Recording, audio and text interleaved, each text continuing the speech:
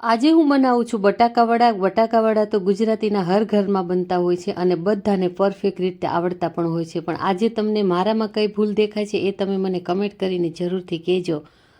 તો મેં અહીંયા બટાકાને બાફી છાલ કાઢી અને ચૂંદો કરી નાખ્યો અને એકદમ ઝીણા મરચાં ક્રશ કરીને નાખી દીધા, લીલા ધાણા, શેકેલા જીરાનો પાવડર અને ગરમ મસાલો, 1 ચમચી તલ, આમચૂર પાવડર, મીઠું અને ખાંડ નાખી દીધી. અને હવે આપણે એમાં સાબુત ધાણા નાખી દેવાના છે, થોડામાં હાથમાં ક્રશ કરીને, અને બધું સારી રીતે મિક્સ કરીને નાની નાની ગોળી વાળી દેવાની છે.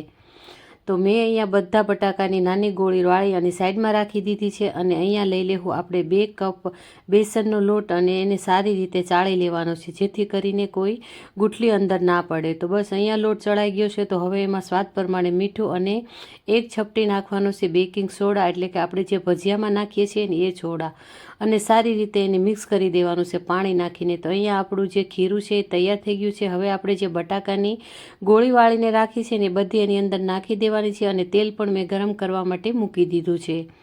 તેલ ગરમ થઈ ગયું છે તો બધા બટાકા વડા અંદર નાખી અને સારી રીતે તળી લેવાના છે. તો આજની આ બટાકા વેડાની રેસીપી તમને મારી રીત કેવી લાગી એ તમે મને કોમેન્ટ કરીને જરૂરથી કહેજો. અને વિડીયો ગમ્યો હોય તો લાઇક, શેર અને સબસ્ક્રાઈબ કરવાનું ના ભૂલતા. Thank you so much friend કે તમે મારો વિડીયો આખો જોયો.